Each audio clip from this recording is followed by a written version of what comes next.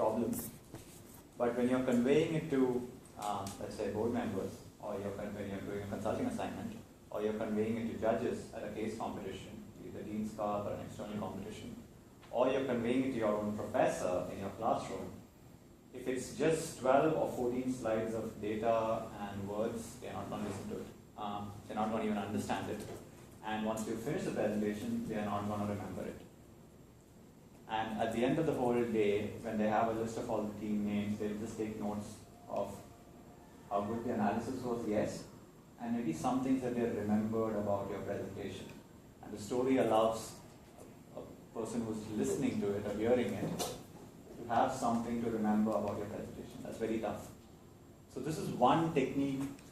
So during the course of this particular presentation, I'll tell you one technique in which we use storyboarding, which might be helpful. Some people think it's not the only one, but this helps us out a bit. So hopefully it helps you out too. So this is the agenda for today. We'll see the purpose and objective for this presentation. Then we'll look at what a storyline is, how it fits in with your case analysis. Maybe you have a very formal way of analyzing a case, well and good. How does it fit into a storyline? Then we'll look at how to storyboard a deck. That is, finally at the end of the day you come out with a presentation, right? So how do you put your story into a deck? A deck is PP slides. Do's and don'ts, and finally we'll look at some examples of some good slides, some not so good slides. Okay? Yeah. Cool. Start out with the purpose. Pretty obvious. I'm not going to repeat that. Now the objective would be to logically structure a deck. That is, there's two things about a case analysis. One, that it's logical. Second, that people can understand it and they want to understand it. Now, can understand it is the fact that it's structured approach. You're just not putting out recommendations there, but you're backing up with data. The want to understand it part of it is if it is a story, or if you convey it in a nice manner. If I gave you 14 different points, they could all be perfectly valid points, but you won't remember it. But if I put it into a story, you might remember more of it, right? How to support my analysis within the deck. Okay, come on. Why does the story matter? Makes the idea that you're conveying clear. Most presentations that I've seen one particular mistake. You want to keep the recommendation right in the end. You put in 6 slides of what you thought, what your data analysis, your table, and your professor or your judge is sitting there going, what is he trying to tell me? What is he trying to tell me? He's just seen 6 decks or 6 slides, each with different data, each with different recommendations, and at the end of the day, he's sitting there going, so what am I supposed to do? Right? It's not clear. There should be one step that comes out of it. If I leave my meeting right now and run out to save my business, what am I supposed to do? Right? That is the purpose of the presentation. And if that is not clear, nothing is clear. And the story helps him understand that. Second is it reveals gaps in thinking. So what my team generally does when we go through our slide decks is before we make the slide decks, we have the storyline of the whole PPT drawn up. How that helps us is when you sit back and you go through the storyline, you're suddenly going, wait, that doesn't flow, right? From your 3rd slide, it doesn't go into the 4th slide. Do we need to do some additional analysis? Or do we rethink the whole story because that's an important link over there, right? Then you have provides clarity to the reader. Now, there's 2 examples here. One is an email on the left and email on the right. Which of that is more clearer? Go read through it. A or B? Right. How many of you think A? You get chocolates if you think A. No? Okay, how many of you think B? Why B? I'll start with English. Why B? It's shorter and more crisper. Shorter and crisper. Mandy? The most important point is at the beginning. Exactly. The most important point is right at the beginning. What else?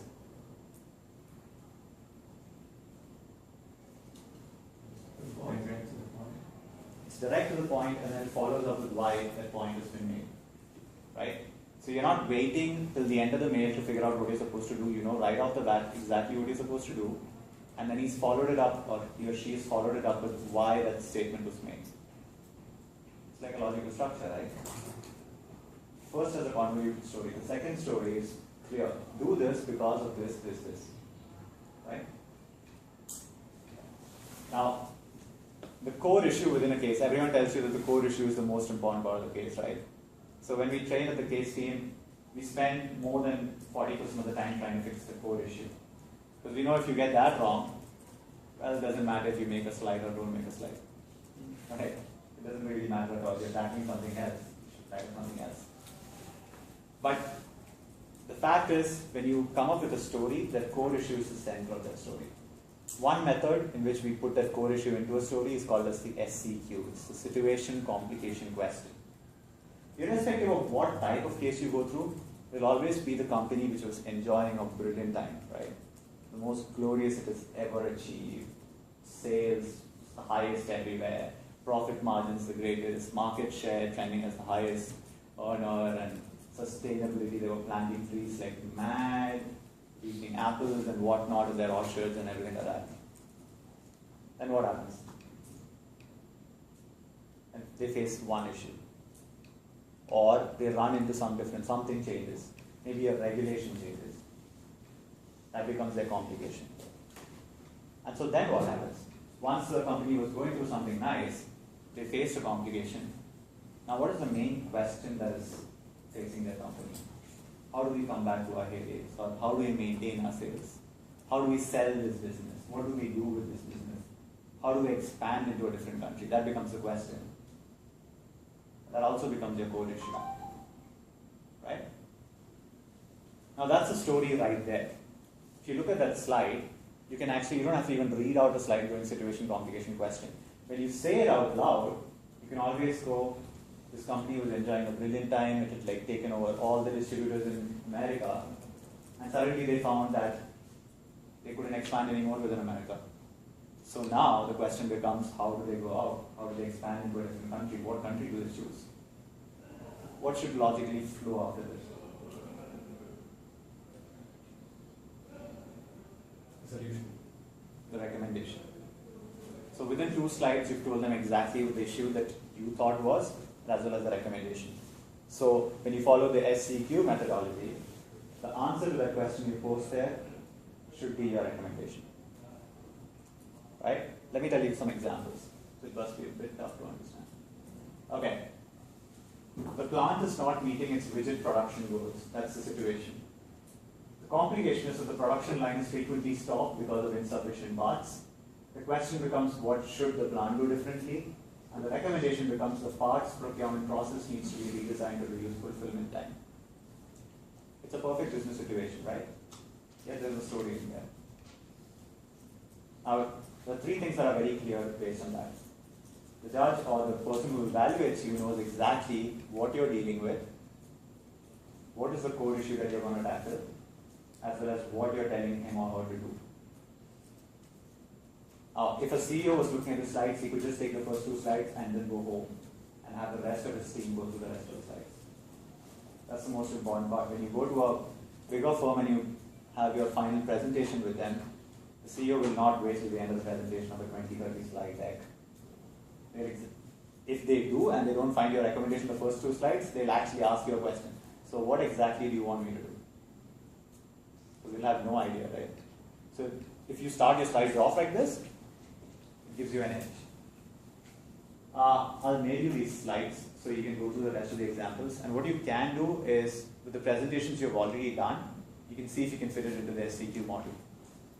And then figure out if you've got a bad feedback on one of your core issues or your recommendations, put it in the SCQ model and see if your recommendation actually flows into that question. Maybe you asked a separate question and you answered something else, right? When you frame the SCQ based on your slides, you're coming up with one question, let's say, how do we tackle to increase profit margin, and your answer was something else that was completely unrelated, right? Yeah. So when you say complication, right? It is essentially something that skews the board, right? Yeah. Can be multiple. Yes. But then again, at the end of the day, your core issue should be one. You can have multiple complications, but then there might be cases where there are multiple core issues. What you try to do is fun. You try to see if you can combine them together, right? You can say, okay, the profitability and the sales and things can be combined with the fact that your distribution channels aren't working effectively. So that becomes your approach. If that doesn't work out and you still have 4 completely mutually exclusive core issues, pick out the one which is the most important, because you can't tackle all 4 at the same time, right? So what is the core issue? Is it the complication or is it the question? And if it's the complication, then should a core issue should never be a question, right? Right. So in this model, the core issue becomes a question. Okay. Right? Complication is a situation that caused the core issue. Okay. Right? So that's that. And it's a bit different because core issue is in a different concept and SCQ follows a different one. But if you want to tackle it that way, the core issue is generally has to have the most tie-up with the question that you ask. Okay. Feel free to stop me anytime. Right? Okay. The next is question. Yeah. I've heard people saying that core issue should be a question. That's their opinion, right? Yeah, exactly. So, Yeah. It's just that you need to phrase it in a way. You can't have the question as, what should the company do?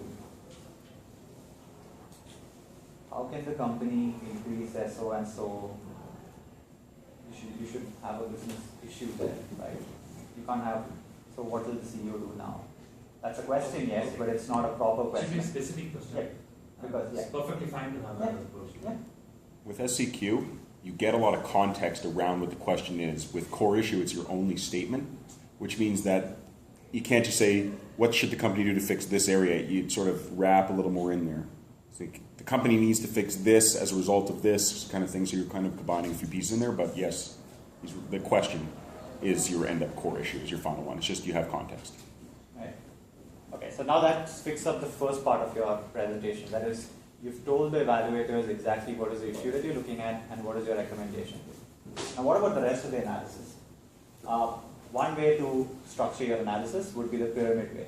That is, you have your, I hope there is a laser there, okay. That becomes your recommendation. These can be your supporting points that lead into your recommendation. Ideally, you're supposed to have 3s. So there'll be B, E, and let's say another bit there. There'll be 3 points which tie into the fact that the recommendation A. So you look at the company, you look at the customers, you look at the competition, and whatever comes out of it says that this is my recommendation. So that's a story there. Because B, there can be 2 types of stories there, again, depending on how you want to phrase your story, right? So you can either say because of B and E, A, or you can say because of B, E, because of E, A. It's up to how you perceive it, how you want to say that story. And for each of those points, let's say you're saying the sales is too low, you can have 2 separate points that support it. You can look at their sales numbers, you can compare it to their industry averages. That's 2 things that support it. So there's 2 kind of integrations or logics that happen here. First is the horizontal logic and second is the vertical logic. Okay? So the horizontal logic is the fact that these things tie in and lead to the level on top of it. Similarly, C and D tie in to form B, F and G tie in to form E, and B and E form in to tie A, which is your recommendation. That is one logic. The second is your vertical logic. That is how well you substantiate each point. That is up to down. So now these 2 corroborate this particular point, and these 2 corroborate this particular point. Right? So horizontally there is a storyline, and vertically there is facts to back up your storyline. If you put it as a diagram, it's easier to make slides out of it, and I'll tell you exactly why. Because now when you finally have your story, where does it go? Onto your slides, right? Where on your slides? Exactly. So Joe heard from someone who was a practitioner of case computing. He said, so your decks, if your deck has a perfect storyline, someone can print off each slide, tear off just the top part and throw it in the ground, and some random stranger can walk in, look at all the headings, and order it in the right way and figure out what your story was. He may not need to know the rest of it, but he'll figure out what the story was. Because the stories are conveyed by the headings. So what does the rest of the slide do? arguments. Perfect. The data that backs up your arguments, right? So your top line becomes your B and your E, and your bottom line becomes your C, D, and your EF, or whatever the bottom two things were. So you'll have data here which lead into that, and then you have your top line which goes across and makes a story line. So one naive example of this would be this particular GPT.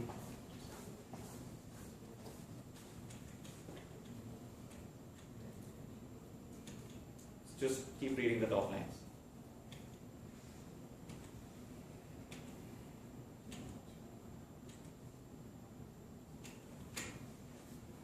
There's a story there, and whatever is below is just reinforcing what's there in the heading.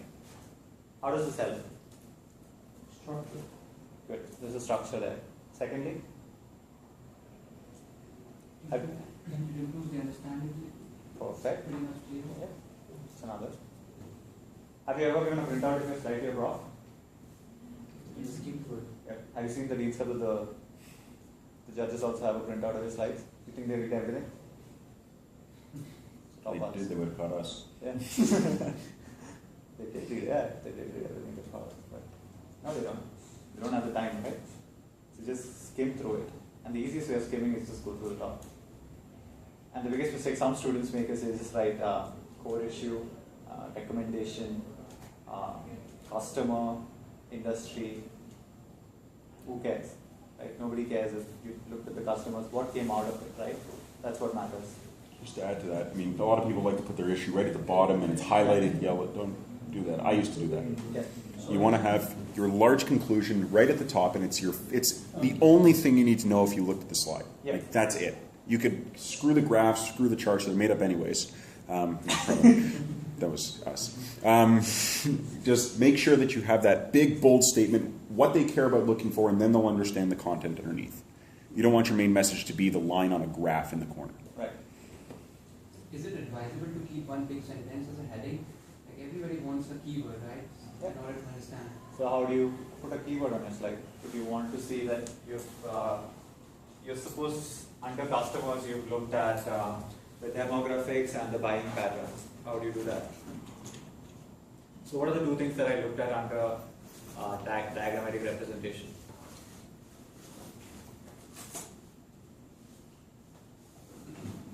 The horizontal logic and the vertical logic, right? Yeah. That's the two bolded ones there. Same difference. This is not the best example, I can show you a better example. Yeah. Just a small example. And there are some cases wherein you might have done this extraordinary financial analysis after clubbing together 3 or 4 Excel sheets. And then you have that number, let's say 32 in there. And then you want that to be the icing on that particular slide. Don't put it on top. You can either put it on top, if it's that big as say, the penetration ratio is 32% into this market, can't go higher than that. Make that as a point, but it should lead into the story. If it doesn't, put it somewhere below and make sure you highlight it, or you bold it, or you put a circle around it. But don't let it mess with your story. The story might be something else. This is just a contributing factor, right? We'll look at some examples, but before that, some do's and don'ts. First, does some of you know what's MISI? Everyone? What? MISI. Mutually exclusive, collectively exhaustive. What that means is, go a slide back. Ja, jag know Argentina is Okay.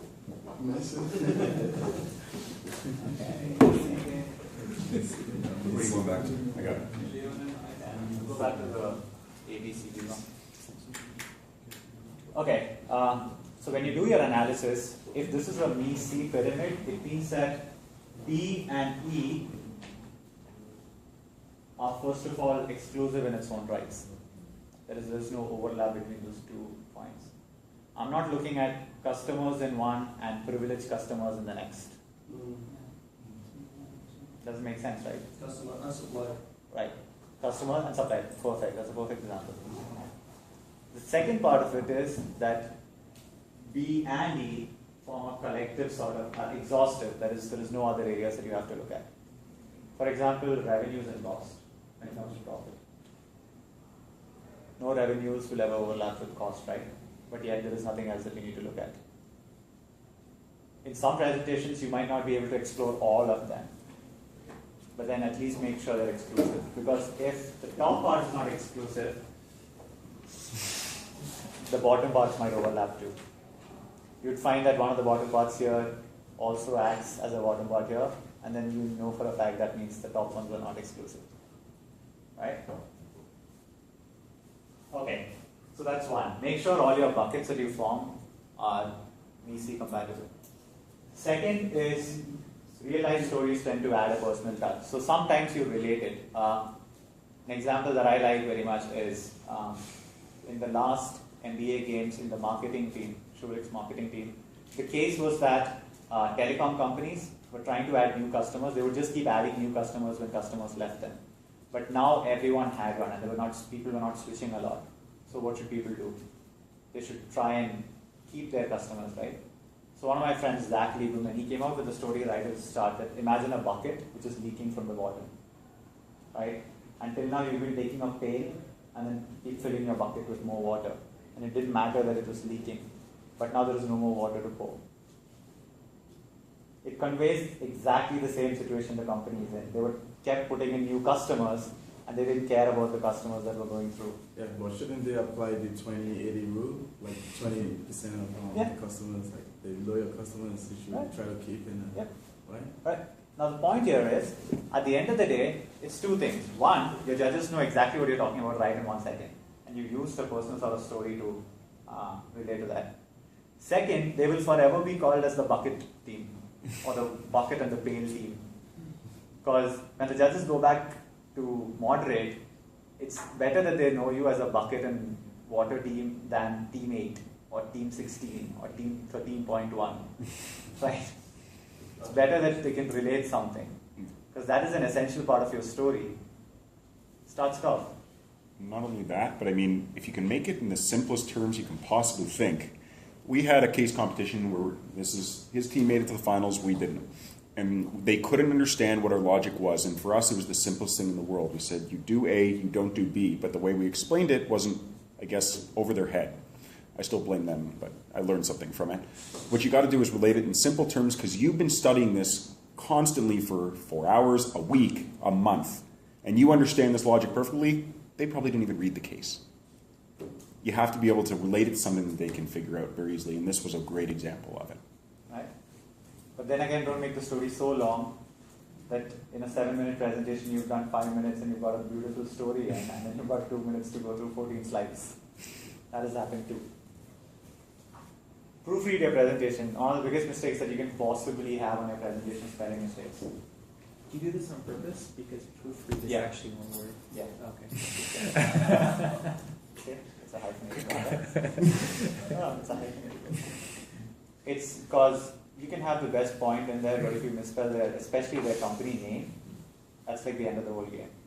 Because they won't even, sometimes the judges are from the organization you took a case on.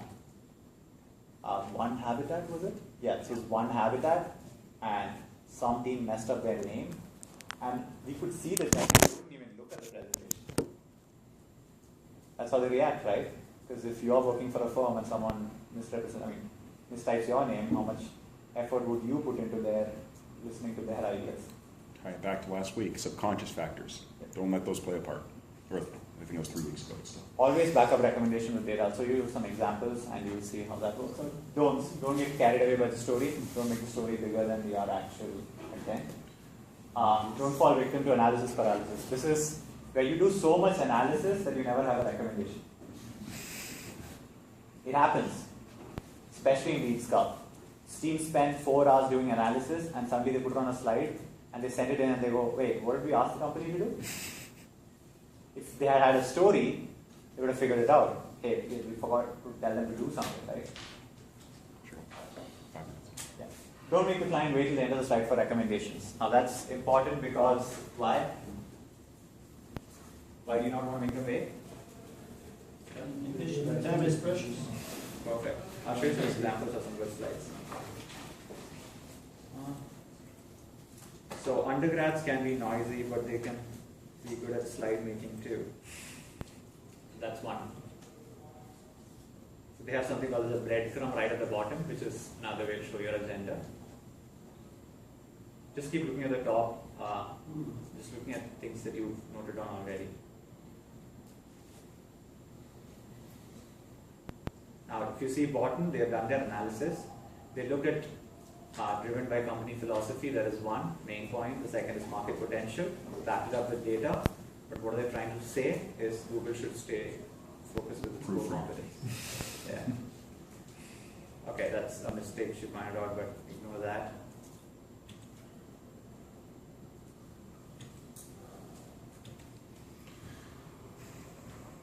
That's about what I call about data.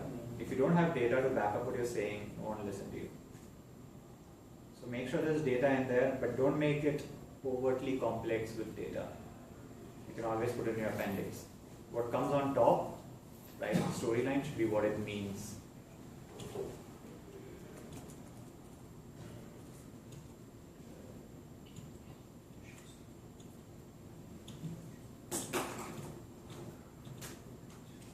And I can show you another example from Schulich. This is a different way to do storyboarding, which will be interesting, I guess, for some of you. But so the company was facing issues with 3 of its products and didn't know what to do. Students did an analysis of the current situation, figured out what their core, this is their storyline. They figured out in 3 slides what their core competency was of the organization. And then for each of their products, they used their core competency to figure out what they should do. So it's another way of storyline, right? In the first 4 slides, you identify what your core strengths was, and then bottom, they use those strengths to show what they're exactly doing. So they said, for organic growth, if that is the option, you can use your distribution talent to do this, advertising to do this, cost control to do this. So these people didn't even use headings. They used it as a theme below for all 3 of their products. It's again a different way of storyboarding it. Albeit a tougher one. But if you notice one thing, if you look at the top right of the slide, you will see that their analysis was grow established high margin brands, acquire brands with profit, whatever, and drive profitability. And they've highlighted the part which they're focusing on right now, because there's a lot of slides in this presentation. They initially told them exactly what they want to do, and then when they were reinforcing it, they made sure that the evaluators knew exactly what they were focusing on right on top. It's sort of like the breadcrumb which you saw on the first slide, the ones that they used below. Right?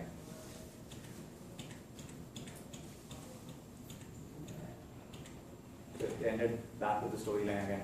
They reiterated their story right at the end. And that was it. The next slide, I like that one more. This. This is a really interesting way to do it. Yeah. To do things. This team was one of the best teams that ever represented Schulich at case competitions, and they were so good that they had enough time to come up with questions which the judges could ask them. And if you click on the questions, it goes to their answer. Yeah, they were good. So you could.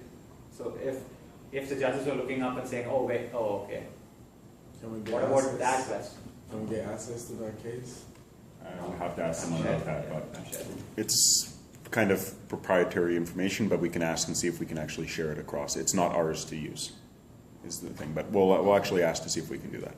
I'll give you an example, because it would be valuable information for each of you. Remember of 2 things. One is figure out what the story of your store, of your whole presentation is before you make your presentation. Because you don't want to make slides and then realize, hey, this slide was pointless. So story would be Write it down. The headings, the top headings of every slide that you want to do, write down. Ideally, the way we go ahead as external case team, at least our team goes ahead with this, we make the pyramid. We first do the SEQ, figure out our core issue. Then we make the pyramid. That is, what are the different areas we'll look at. And then we'll just write down headings for each of our slides. So we go, okay, our first slide is going to have this heading, follow it up with this heading, follow it up with this heading, follow it up with this heading, and that's the end of the slide. So we read through it, figure out, okay, does it make sense? No, wait, this doesn't flow. Okay, what can we do? Do we add something here? Do we change the whole thing? If no, nothing. Okay, so what is the data that needs to go into substantiate that, substantiate that, substantiate that, substantiate that, substantiate that? okay, you need a financial analysis here, you need a market analysis here, you look at their current profit margins and whatever the distribution channels is here. Okay, you take care of this slide, you take care of this slide. So someone has already started making a slide and put all these as the headings for the slide. So the storyboarding has already begun. You've validated what the story that you're going to put across is. Now once everyone throws in their slides, all they have to do is order it in this way, and you know exactly what is going to go into those slides. Doesn't matter what analysis they did, but you know what comes out of that slide. Once the whole thing is done, that's done. I have enough time. If you have any questions, yeah. So the story will always be an analogy to the recommendation or the situation. Can it just be a story to open? No, it needs to have a bearing on what you're going to say in the recommendation or your situation the company is facing. It doesn't have to be an analogy, as long as what you're saying flows. You don't say, we're going to look at profitability, and your next slide is, our competitors are doing this. Say, we're going to look at profitability, we're going to look at our revenues first. Here's where the problem is, our revenues. Now let's jump over to cost, and make sure it just flows from one slide to the next. So you don't technically, NBA games, we had a story to tell. You don't need to do that.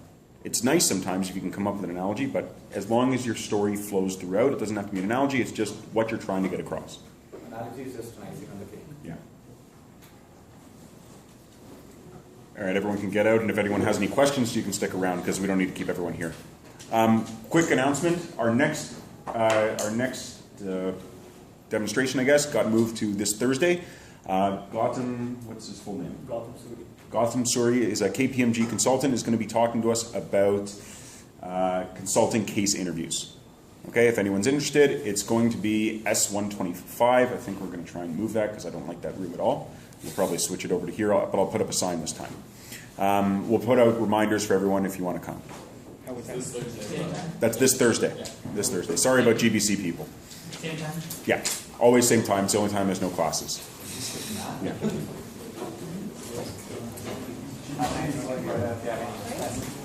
There's also a cult price info session. Yeah, we're doing it at 6 o'clock. We moved it back half an hour because of the halt presentation.